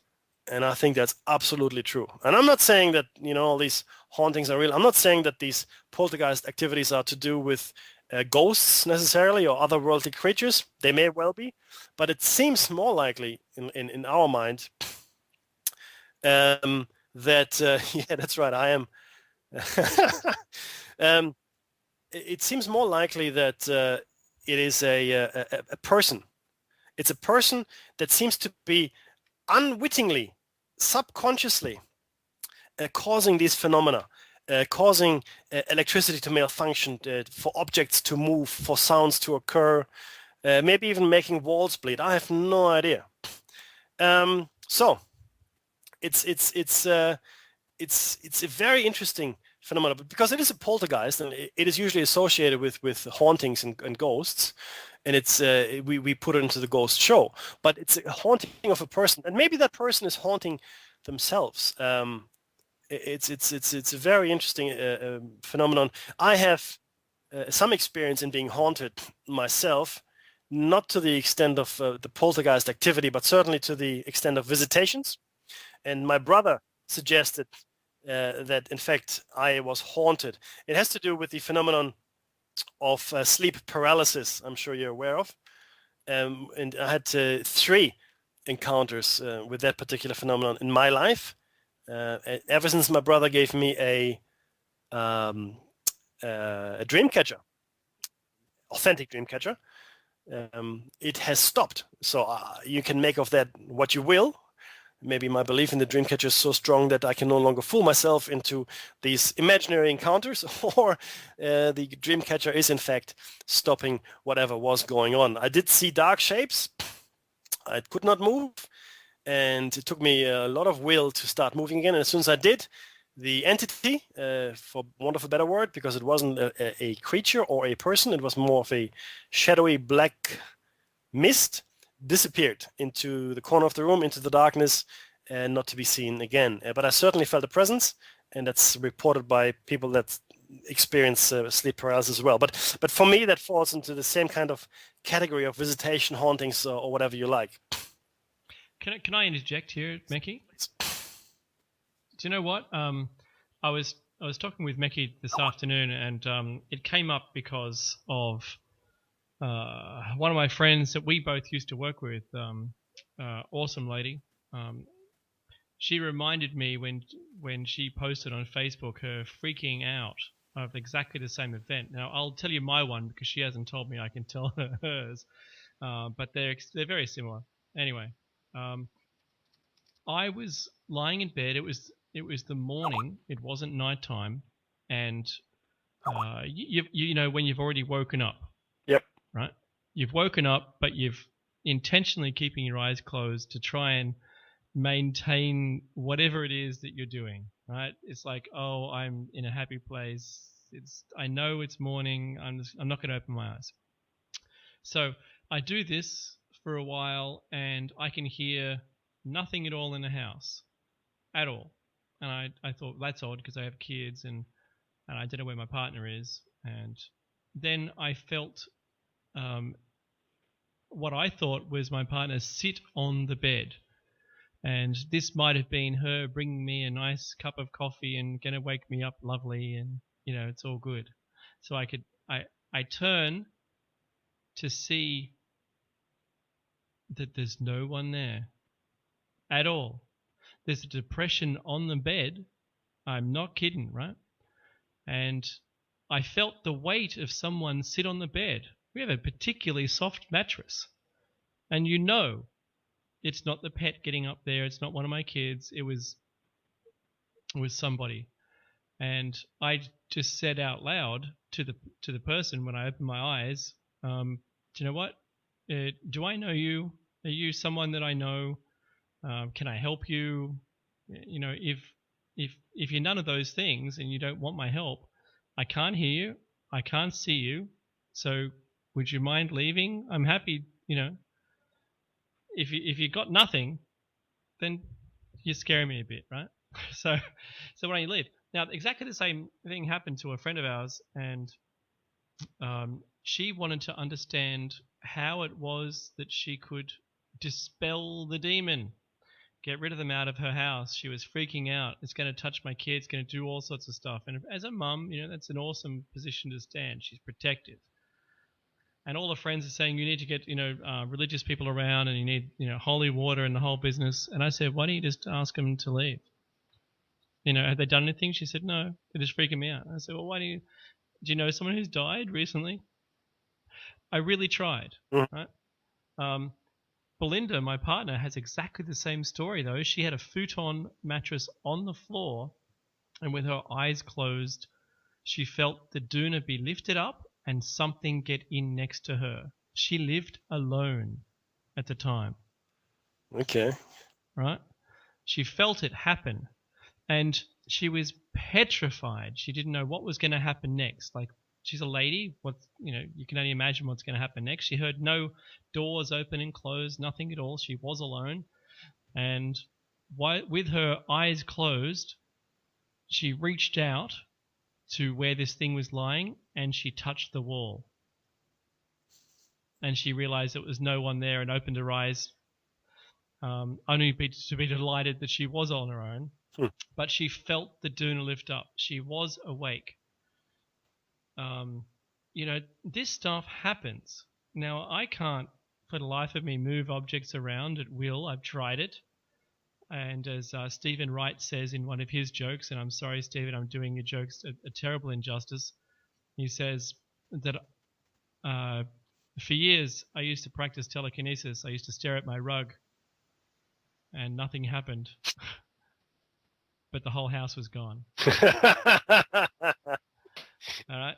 So, look, I've not had his success at all, and it disturbs me to this day that these things happen. Now, I'm visited in a lot of other ways, and I know that you know, my kids have just talked to things that they say are standing right next to me or whatever. My mum used to do it, so I'm sort of aware of it, and I don't want to ever turn it off. I think it's a good skill.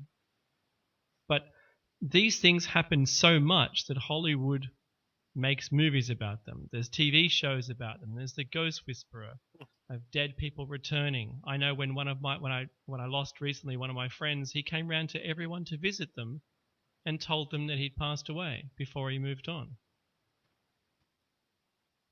These things are, for me, they're real. This is where Mekki and I, even with my physics background, I still have a hard time trying to believe that they're real. But when it's inexplicably, you know, it has a connection to your reality. It's tangible. It's what does it say in Ghostbusters? Not just an apparition, but you know, the first thing I wanted to do was reach from the Tobin Spirit Guide, right, to have a look to see what the entity was all about. But I couldn't, because I don't have one. I think it's fictitious. If anyone in the chat room knows anyone where I can get a link for this Tobin Spirit Guide, man, please flick it to us. The thing is this, though, and you're right. I mean, a science background usually means that you have to dismiss these phenomena. But let's remember one thing here, and this is why we had the show on this and the scientific dilemma that we're facing in the Cartesian age. Science, physical hard sciences, I'm talking about here, chemistry, physics, and astronomy and so forth, were separated from philosophy and I guess the spiritual side of our understanding.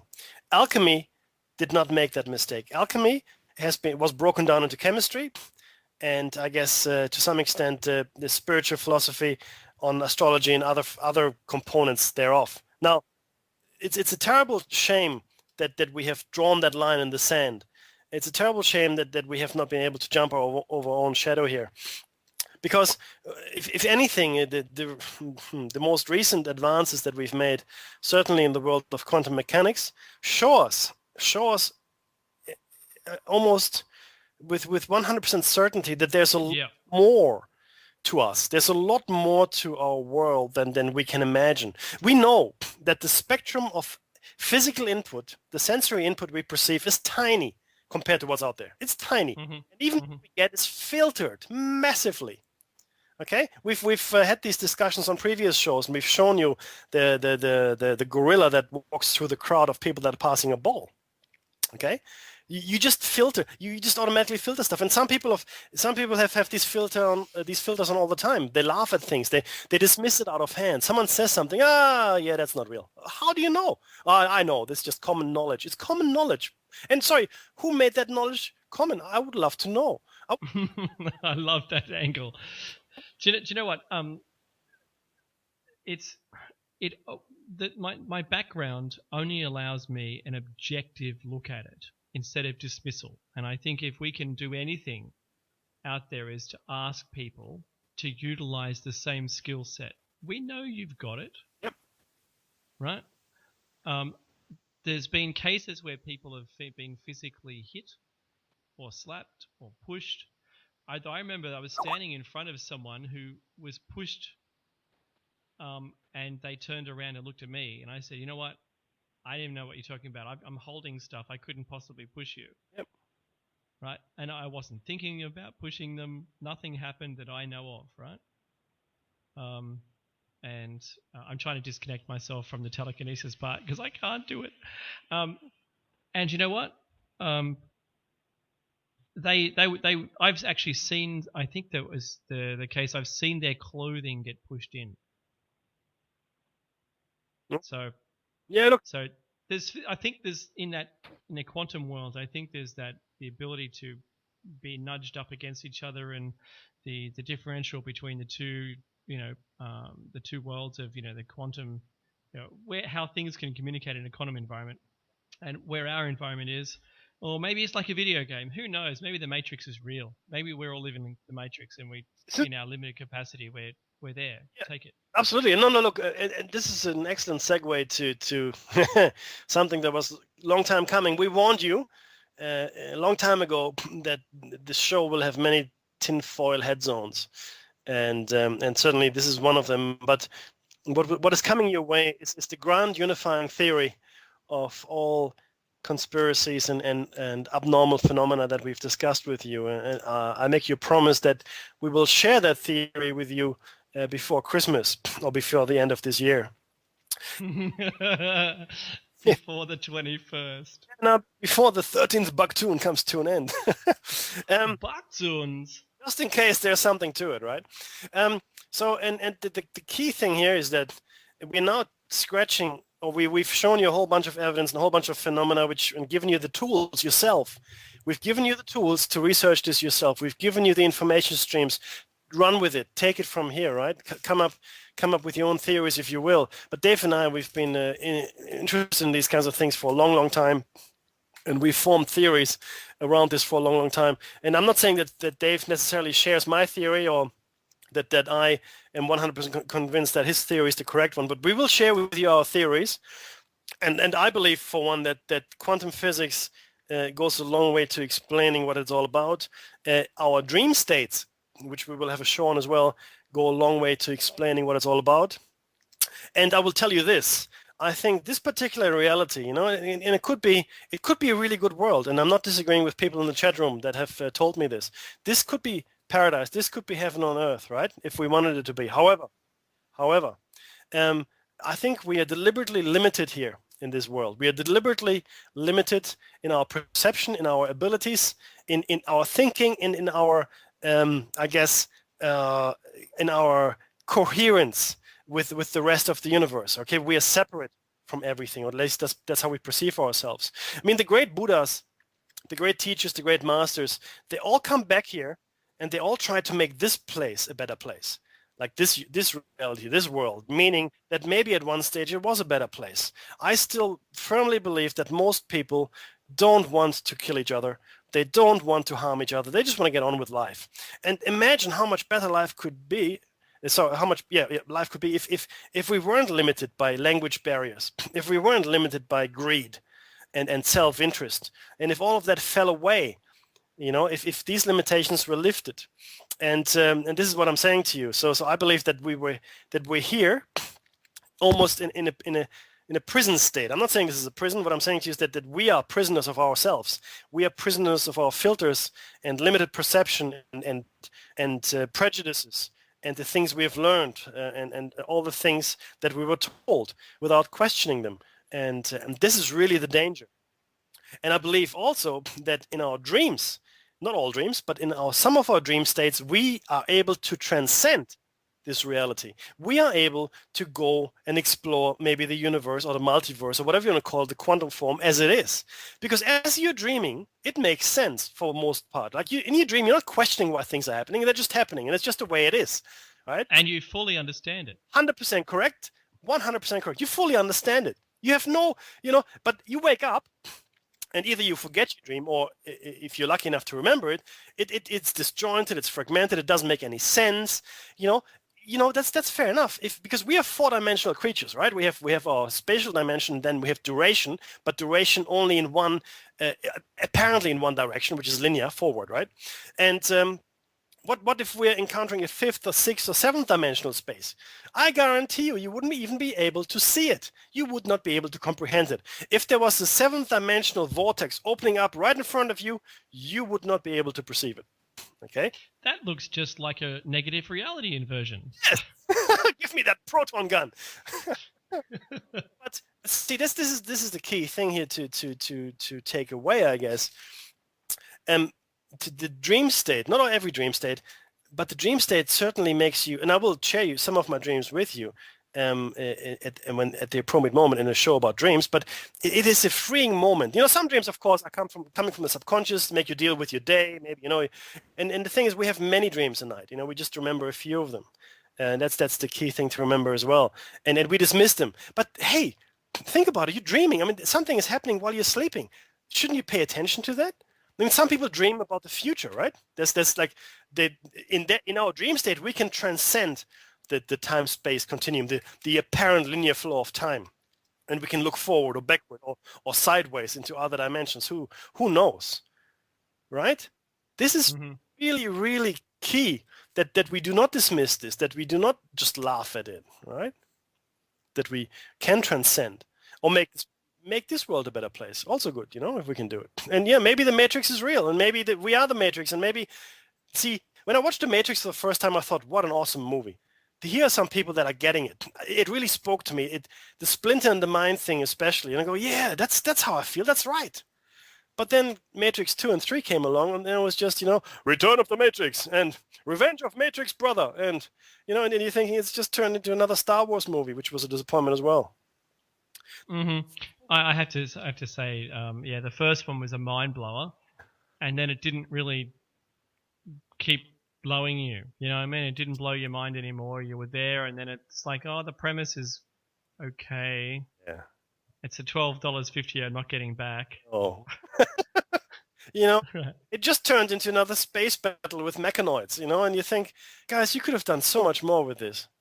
So much more. Mm-hmm. The door was wide open. And some movies have taken it that way. I mean, there's an excellent movie called They Live by John Carpenter, one of my most favorite directors.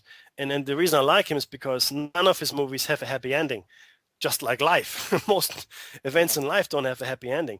But he really took that concept we're talking about, go and do yourself a favor, watch the movie. Forget about the cheesy lines and the corny acting. Look at the essence of the movie. Look at what it's telling you. Look at the story. And when I watched the movie for the first time, They Live, that is, I go, that's my life. That's my life. And because back in the day, some many years ago, I was into proselytizing. I was into telling people exactly how it is. This is the truth. You got to listen to me. Blah blah blah. I had to convince them. Of course, it got me invited to a lot of dinner parties, but I was the entertainer. Yeah, I remember that. So it didn't really do anything for anyone. I mean, if some people started thinking, I know for a fact that one of my very close friends, he started thinking on his own. He researched these things, and he certainly is convinced that all things are not quite as they are. So that's a success in my mind. But I stopped doing that because there's no point. But in the movie They Live, there's a fight scene. And this is about putting on glasses that make you see reality. And there's this two guys fighting, and one guy is trying to make the other guy put on the glasses to see reality as it really is. And the other guy is fighting him off. No, I don't want it. No, I'm not going to do it, And it's a hard fight. And it's probably one of the best fights that you will see in a movie. They're bloodied up in the end, and he still will not put on the glasses. It's quite astonishing that's how I feel sometimes. You're wrestling with the rest of the world, trying to tell them what you think is real. And I'm not saying I'm right. I'm not saying Dave is right. What we are saying is, I guarantee you that the version of reality that is being fed to you today by the media, by the schools, by the politicians, is not the truth. It's not the reality that is real. That I give you a guarantee on. Yeah, I guarantee that too. It's right, Dave. I mean, yeah. Whether it's politics, the history books, the mainstream media, I think for me, look, just the very simple premise that the U.S. military hid the Blackbird. And 30 years after it was decommissioned and did 2,800 flights, which no one saw, they said, "Oh, by the way, we've been flying this thing." They never told anyone. So if you use that as a pure example about that, things are occurring in secret, which you don't know. Your world is what fashion industry tells you, what advertising and the billboards, Seth's show, Second Foundation really goes into this a lot, and that's that way we want to bring this home for you for the end of the show, and that is, it really is not what you see. Your world between your work, your home, and your shops isn't all there is. It's not how you perceive it. I can show you that your brain makes the colors you see not actually what there is, right? You don't even see, even the things don't look the same as you're actually seeing them. So all of those things contribute towards you having an impression of reality which isn't real. Yeah, that's exactly right. Dave has got, like you said, on YouTube, if you have the time, just have a look, Google it, an optical illusion. If you've studied psychology and you did neuropsychology as I did, you'll see, and these are my favorite things, the optical illusions that you're faced with or that are given to you. And even though you know it's an optical illusion, you will still see the illusion. You can't help it, okay? In fact, you can't prevent yourself from seeing it. Our brain is hardwired that way. And this is where this is going as well. Our physical form here, the brain that we, I think, use to communicate with this reality, and I really do believe that the brain is a conduit, if you will, a transmitter receiver to our real selves. I know this is going very metaphysical, I'm sorry, but it's to a higher self even. But the higher self is suppressed by the daily needs of the physical body. The only time that the higher self that you all have can come out and play is when you sleep in your dream state. Do you know what happens if you don't sleep? Not a lot. You get tired, right? But you know what happens if you don't dream? You die. If you don't dream, you will die. That has been experimentally proven. I mean, I don't think they've actually killed anyone, but certainly your vital functions are starting to shut down, right? Sleep deprivation will do it, but more so, it is the dream deprivation that will do it. If you don't have REM sleep and you don't have the REM dreams, you will suffer severe physical consequences, including death. So that's something to think about as well, guys. Okay, so dream. Wow, I think we have to have a show on this. Yeah, it's coming up. Coming up after the break, dreams. With their extended version of. No, I'm only kidding, guys. Not tonight. No. In fact, we are putting up the Christmas tree, right? Tonight. I know it's only November, but we got one.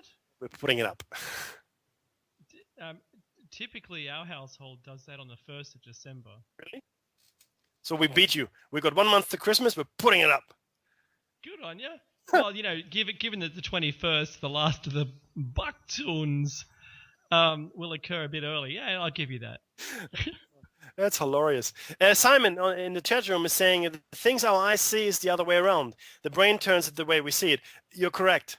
Yeah, you're correct. It's the way that light is reflected onto onto the back of the eye is upside down, and our brain turns it the right way around. In fact, there have been experiments. I've got. Can I fill this? Please. There was experiments with some optical illusions, and they wanted to know how it's called the mirror neuron. All right, the mirror neuron, which is what reconfigures the brain, apparently. All right, it's a copy of the neuron, and it gets pushed somewhere else. So if you have either damage to the brain, or for whatever other purpose that the mirror neuron motivates, but this is what they did. So they put a helmet on the person, and they made the person see everything upside down. Is this the one you're talking about, Meg? That's the one. Yeah. So I think it was after about 3 days of wearing this device, which makes you see everything upside down, the person woke up the next day and saw everything the right way up. Yep. But they had the device on. Yep. So their brain had reconfigured itself to be able to understand the input and said, actually, no, everything should be the other way around. So here you go, I've configured it. It's like picking your phone up and saying, Tank, I need to see everything up the other way. Now, the brain did that for these people, and after a week or so of wearing this device, they removed it. And then they saw everything upside down without the device on their head. Yep. And it took them another 3 days or so, from what I remember, if that's accurate, for their brain then to reconfigure itself back to normal. So this is in fact in line and parallel to anything else you do. If I was to put a smell source or a sound source in your house, so when you get home, you will become accustomed to that smell and you won't smell it anymore. Likewise with the sound, if you have a grandfather clock in your house, you'll become accustomed to that sound and you won't hear it. Visitors, on the other hand, will hear the clock chime and know what time it is. But you would have to ask them what time it is because you don't pay attention to it anymore. It's not there. You don't need it. So like the smell, if a constant smell source will also do that to your brain. Your brain says, oh, hey, that's too much. I can't have that. You'll better smell it anywhere else except at home where it's prevalent. And that's called nose deaf, in case you didn't know what that means. Oh, really? It's nose deaf, yeah. Oh, awesome. I learned something today. I hope everyone else did. And that's millions answering yes, Dave. We did. So go. So how are we going to wind this up today? Yeah, look, we've got another couple of minutes before the end of the show. I'm really glad that we got through it. Do look at the show notes because we do have taken pictures of the internet that show a ghost, I guess, images on these photos. Some black and white, some color. Very interesting. Some links there as well to videos, which I urge you to look at. So the show notes will be up this week for this particular show. Very, very interesting pictures. Make up your own mind what you think. I mean, of course, you can say it's a hoax. You can't, but do the own research and see what you come up with. And we will have a show on dreams, maybe 2. It depends. But it's a very big topic, and there are a lot of cultures that look at dreams in certain ways, and there are also a lot of dream studies. There's dream training, and dreams are used in certain ways, and even in quantum jumping, which we will discuss there as well, because it sort of relates. But essentially, so that's a big show. But certainly before the end of the year, before the end of the 13th Bucktoon, we will share with you Bucktoons, Mackie. Our grand theories. Crazy, Dave. It's crazy. And I'll leave that for the round table. Yeah, please. And just to recap, Dave and I have been researching these things for 30-odd years, maybe longer. Yeah. Just been interested in this. Our families are touched in a way, I guess. There's certainly been an interest in the paranormal that came down the generations to both of us. It's an interesting. These are interesting topics. These are interesting things, and you don't learn about them in school, which is my biggest complaint with the modern school system. But yeah, look, do remember this is a listener-supported station, and Nighthawk and all the other hosts are doing an awesome job to keep this going and give you good content. Please donate. freedomslips.com, Revolution Radio. If you can, come to the website. Come to our website, ShinySideOut.net. ShinySideOut.net, which has all the show notes, which has guest information, past shows, future shows potentially, and other interesting links as well. I'd love to see you there. We've got close to 1,000 hits, which is awesome, Dave. Yeah, and it's only been 2 months, so it's like $4.50 a month. Yeah, that's really, really cool. Right. Yeah, please join us next week when we will talk about dreams, unless we've got a guest, Dave, right? Yeah, Jason Martell and Philip Coppens, both of those guys from Ancient Aliens. Philip's been, he's got a cold and he's getting better at the moment. It's crazy. Jason is, sorry, that was responding to Jed Bear in the chat.